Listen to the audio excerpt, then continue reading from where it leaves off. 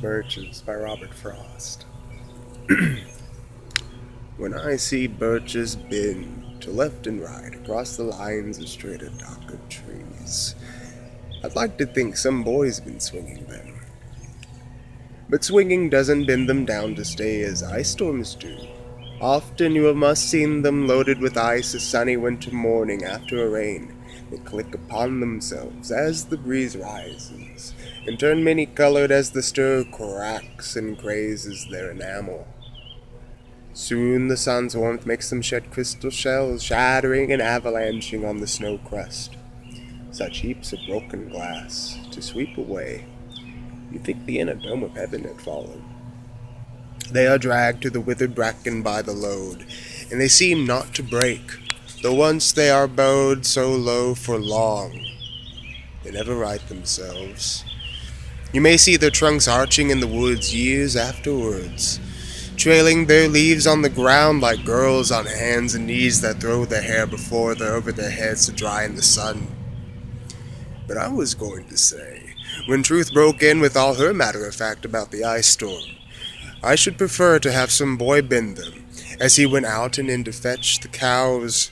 Some boy too far from town to learn baseball, whose only play was what he found himself, summer or winter, and could play alone.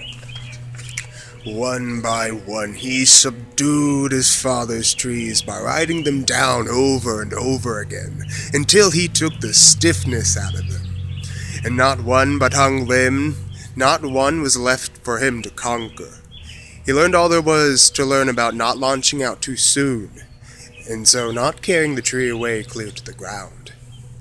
He always kept his poise to the top branches, climbing carefully with the same pains you used to fill a cup up to the brim, and even above the brim.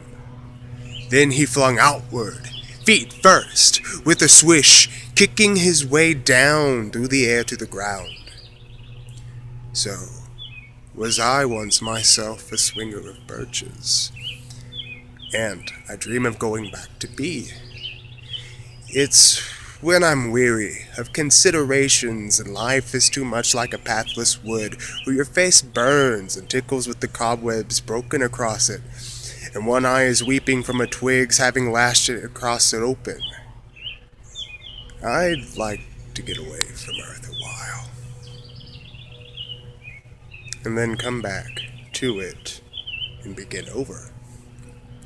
May no fate willfully misunderstand me, and half grant what I wish and snatch me away not to return. Earth's the right place for love. I don't know where it's likely to go better. I'd like to go by climbing a birch tree, and climb black branches up a snow-white trunk toward heaven, till the tree could bear no more, but dipped its top and set me down again. That would be good, both going and coming back. One could do worse than be a swinger of birches. Thanks for listening.